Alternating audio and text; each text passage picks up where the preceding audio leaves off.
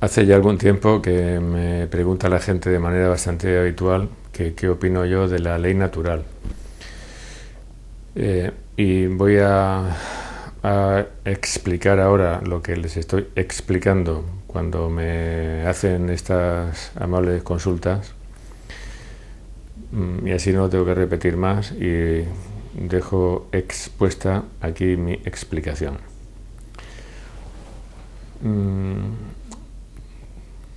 Yo estudié en primero de derecho, el derecho natural, con lo cual yo entiendo lo que significa el derecho natural, la función que cumple y para qué sirve y qué es el derecho natural, que es, digamos que más o menos un equivalente de lo que ahora se está llamando la ley natural.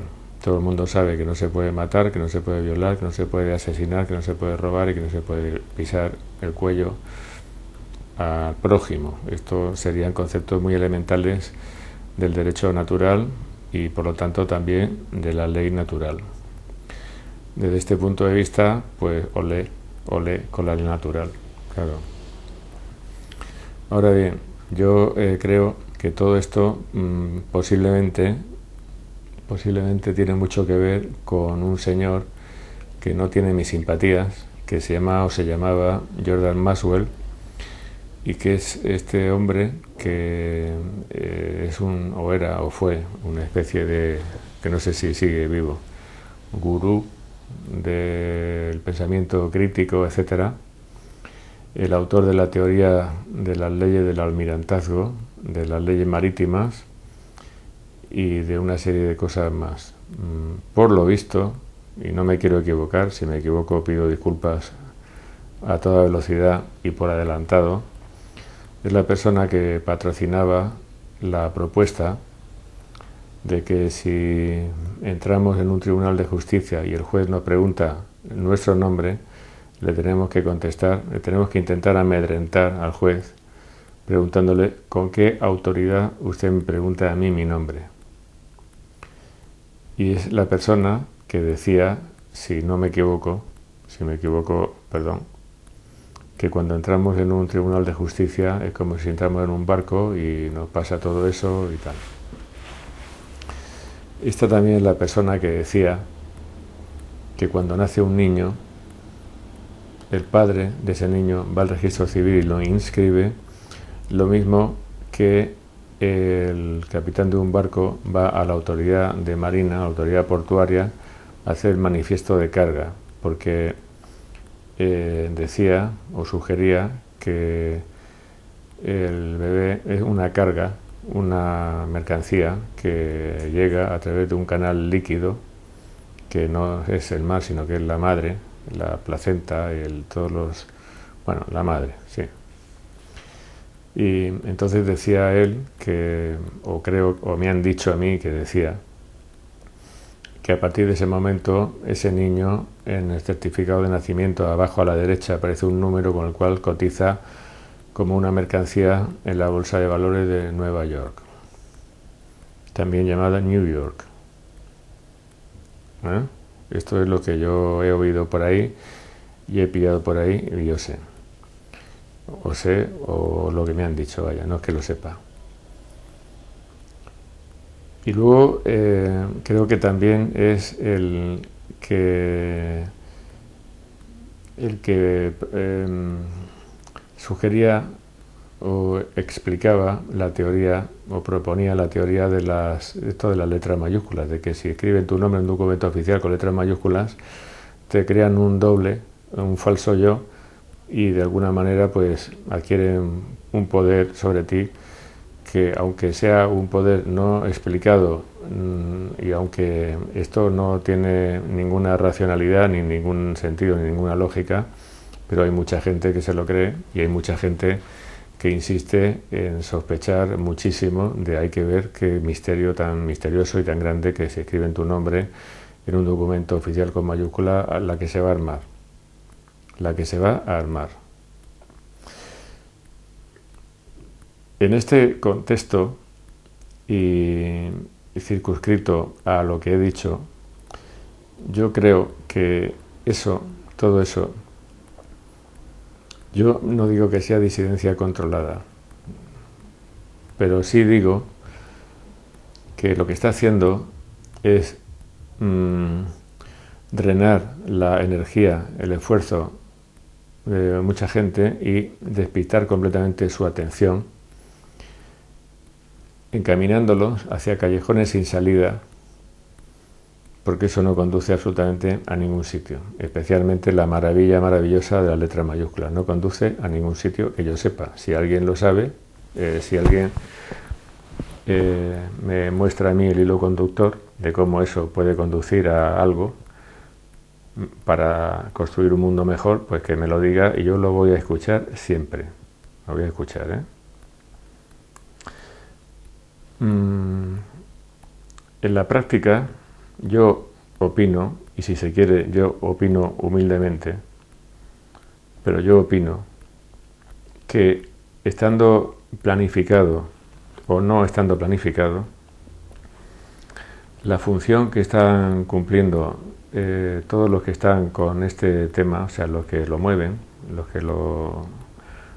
que lo están, sí, digamos que propagando y propalando, que también es otro verbo, en redes sociales y todo esto, pues lo que están consiguiendo es neutralizar el esfuerzo de mucha gente que podía estar dedicando ese mismo esfuerzo a construir un mundo mejor con fórmulas concretas, con nombres y apellidos, para eso, y perdón por la repetición, para construir algo nuevo y para construir algo mejor. Por ejemplo, voy a poner, no un ejemplo, es lo único que hay.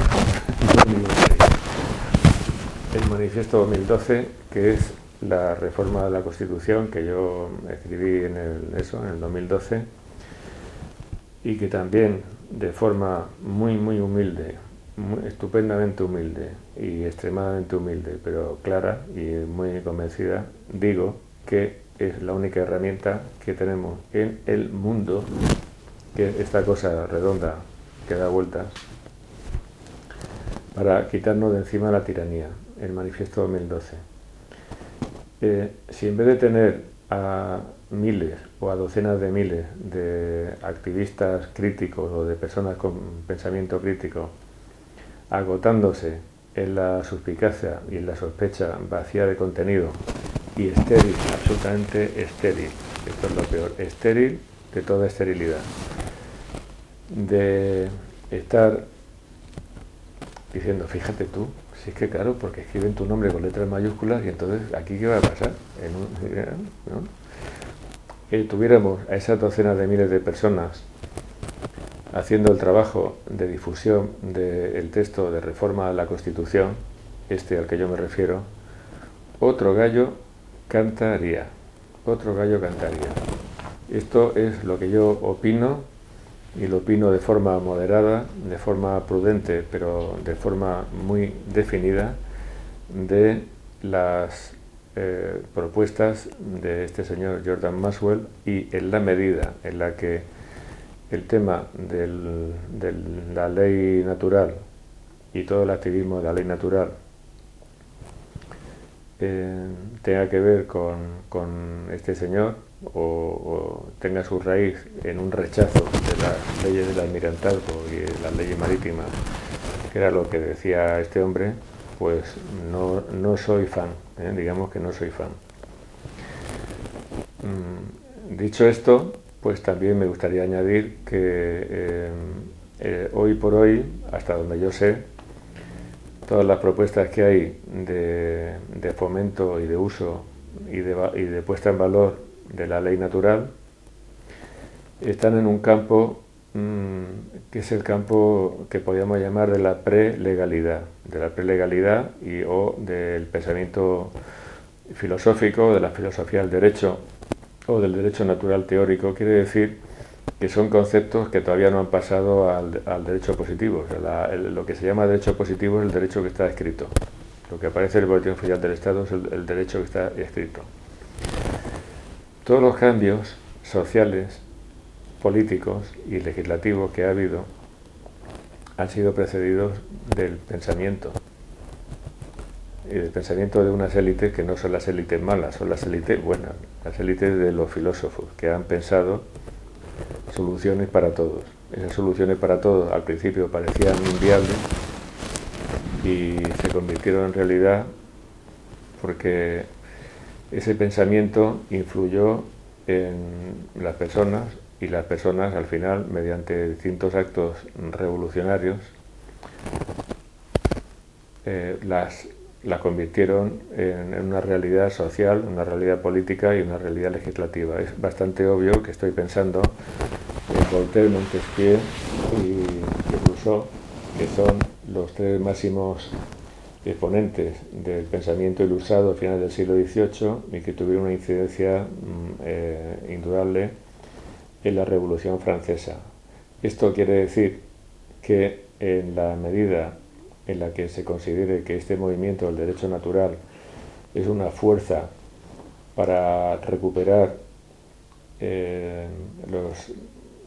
los derechos más obvios del ser humano frente a los abusos de la ley, pues yo creo que hay que saludarlo con simpatía. Esto no es lo mismo que una cosa que me proponían, que me dijo una vez por el Facebook un usuario que decía: es que si a mí yo voy con el coche en estado de alarma y me para un guardia y me pregunta que a dónde voy, yo le voy a decir, o quién soy, o el DNI, en fin, yo le voy a decir, ¿y usted con qué autoridad? Bueno, el rollo ese de con qué autoridad y tal y todo eso. Y aquí tenéis que saber que hay una paradoja triste. En el fondo de todo esto hay una paradoja triste. Esa paradoja triste es que la ley es un instrumento de los débiles. Como lo he dicho demasiado rápido y me he trastabillado. La ley es un instrumento de los débiles. Yo cuando estaba en primero de Derecho me presenté a un examen de, perdón por decirlo así, pero era un examen para los que queríamos optar a matrícula en político, en Derecho Político. Y nos pusieron, era un comentario de texto con una práctica. La práctica era, el texto era decir, el texto decía: entre el pobre y el débil, el fuerte y el poderoso, qué sé yo, bueno, pues eran tres categorías. La libertad esclaviza y la ley libera. Esto es una paradoja, ¿verdad? Aparente. Que la libertad esclaviza y que la ley libera suena paradójico. Bueno, pues no lo es. Porque la ley es un instrumento de los débiles. Partimos de una situación natural y real, hablando del derecho natural, en la que hay la realidad dada, la realidad que nos viene dada es una realidad en la que hay fuertes y débiles, ricos y pobres y esto. Y entonces los débiles que somos nosotros, somos el pueblo, somos los ciudadanos, necesitamos el instrumento de la ley para limitar el poder de los fuertes. Esto es la teoría y esto es el significado de la ley en toda sociedad en teoría. En la práctica lo que acontece es que, por desgracia, no solamente la realidad que viene dada está integrada por unos fuertes que preponderan sobre los débiles, sino que además los fuertes han tenido la santísima desvergüenza de apropiarse de la única herramienta que tenemos los débiles para limitar su poder, que es la ley. Y entonces lo que están haciendo, yo tengo muchos ejemplos, es utilizar la ley contra nosotros. La ley, que es un instrumento de nosotros contra ellos la están utilizando contra nosotros. Esta mañana tenía en el despacho a dos familias que han venido de muy lejos a verme porque les tiran la casa al suelo, y estábamos haciendo al final de la reunión de casi 3 horas una reflexión sobre el correr de los tiempos y sobre el talante de los tiempos, y yo les decía algo que lo tengo muy comprobado, y es que cada minuto que pasa tenemos menos derechos, cada minuto que pasa la interpretación que se hace en los juzgados de la ley es más dura para los ciudadanos, y cada minuto que pasa la ley es más dura para nosotros, o por lo menos se puede decir que cada reforma legislativa sirve para torcer más a los ciudadanos. los primeros tiempos de la democracia había una especie de euforia democrática que duró aproximadamente 7, 8, 9 o 10 años, que se veía, se veía en las sentencias del Tribunal Constitucional, las sentencias de los tribunales ordinarios, de lo contencioso administrativo y todo. Y al final, bueno, esto se fue deteriorando y estamos en el mundo que estamos, y la sociedad que estamos, y en la tiranía en la que estamos. Entonces, yo creo que la ley natural, y voy a terminar con una referencia extraordinaria y estupenda al derecho británico, la ley natural tendría que, digamos que no soy partidario de un rechazo como concepto y como propuesta, pero yo sí que la rechazo como herramienta de trabajo legal hoy. ¿Entendéis la diferencia, no? Porque si no entendéis la diferencia, yo es que no me he explicado bien. O sea, yo no puedo venir ahora a un juez a decirle a usted con qué autoridad me pregunta mi nombre, ni a un guardia a decirle a usted con qué autoridad me para a mí y me pregunta no sé qué, o con qué autoridad. Eso no funciona así, porque el derecho es una herramienta práctica. El derecho no es ni poesía ni literatura. Esto también me lo dijo a mí, o sea, lo dijo a la clase el catedrático de político el primer día de clase en primero. Y de las personas que tengan un talante así como poético y como tal, que se cambien de facultad, porque el derecho es una herramienta práctica y sobria. Una herramienta práctica y sobria. Entonces, con consideraciones que son propias del deber ser, como si habláramos del imperativo categórico de Kant, Manuel Kant, de alemán. Con eso no se cambian las cosas ni se consigue hacer que se respeten nuestros derechos. La referencia al tema británico que quería hacer, y yo voy a terminar, es la siguiente. Yo una hermana que vive hace mucho tiempo en el Reino Unido, y el referéndum del Brexit pues le fue muy mal, le perjudicaba extraordinariamente en sus derechos de ciudadana de allí. No tiene pasaporte británico, pero estaba mucho tiempo viviendo allí. Entonces, cuando se aprobó el referéndum que salían del Brexit, yo me enteré de cómo fue eso. Entonces, resulta que los ingleses tienen... hay que partir de la base de que los ingleses están dispersos por todo el mundo. Que no hay un rincón del mundo donde no te encuentres uno o varios ingleses. Están por todos lados, por todas partes. Entonces, como ellos son conscientes de esa realidad, en la ley electoral británica, pues desde hace un montón de años, los que viven fuera por mucho tiempo prolongadamente ya no votan. Estos son los que se llaman los expat.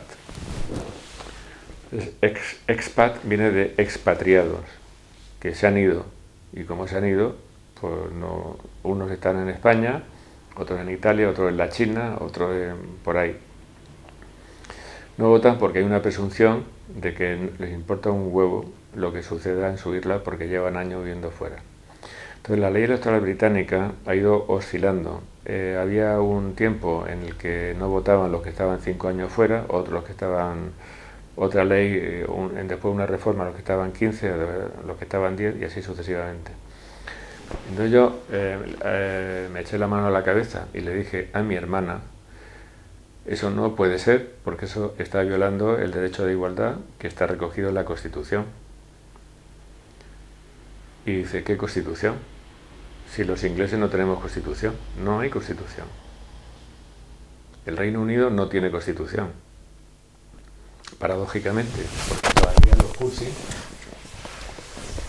se llama la Carta Magna a la Constitución. Sabéis que la Carta Magna es un documento que le impusieron los nobles a Juan Sin Tierra, me parece que era, si no me falla la memoria, el hermano de Ricardo Corazón de León, para limitar los derechos del rey frente a la nobleza. En este caso, no sé si también frente al pueblo, pero la Carta Magna. Bueno, la paradoja es que la Constitución más antigua de Europa es la Carta Magna inglesa y los ingleses no tienen Constitución. Entonces yo Yo sabía cómo anular el referéndum del Brexit, lo sabía perfectamente, con precisión de cuchilla de afeitar, sabía lo que tenía que hacer, sabía.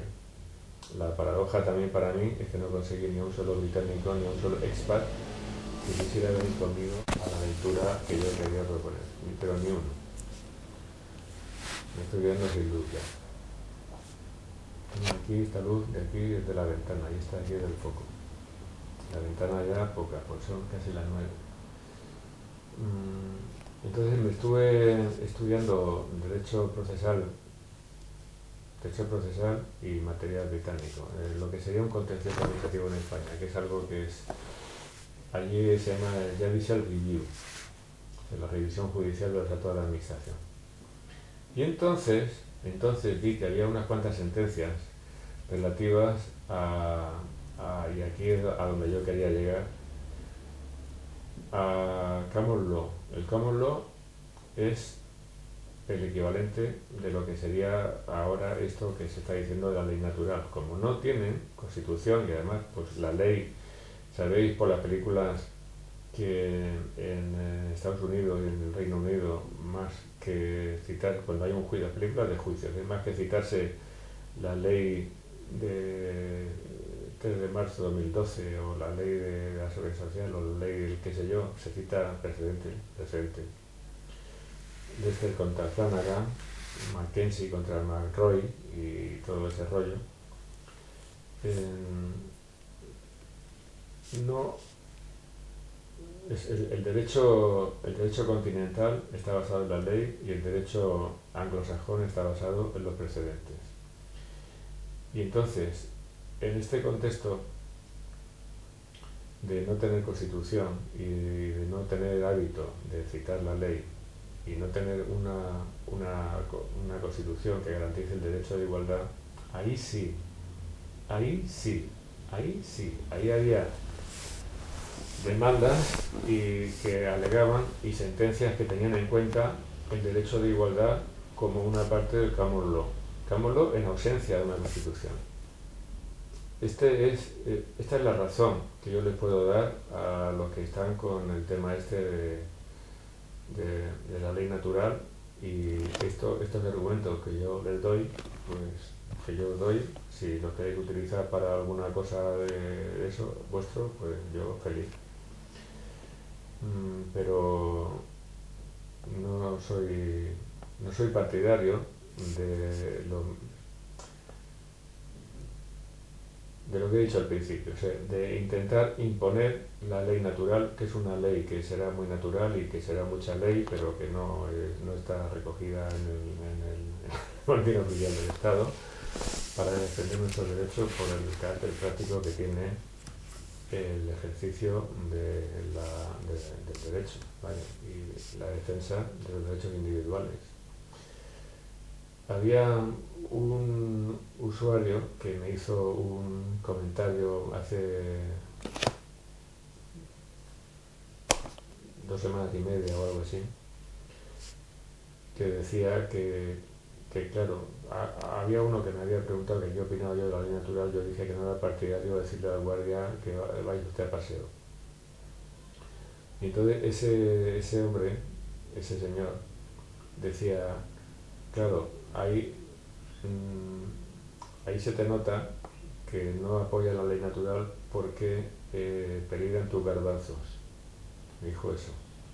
Bueno, como hay libertad de expresión en España, que es así, que está garantizada, pues bueno, cada uno puede opinar y cada uno es libre de opinar y cada uno es libre de equivocarse también. Entonces yo creo que mi punto de vista ya está claro, y entonces yo no digo que no me sigáis preguntando qué opino de la ley natural, pero confío en que esto que he contado hoy pues que sirva para que ya tengáis un aperitivo por lo menos para los que me quieran preguntar, pues que sepan qué es lo que yo creo y lo que yo opino.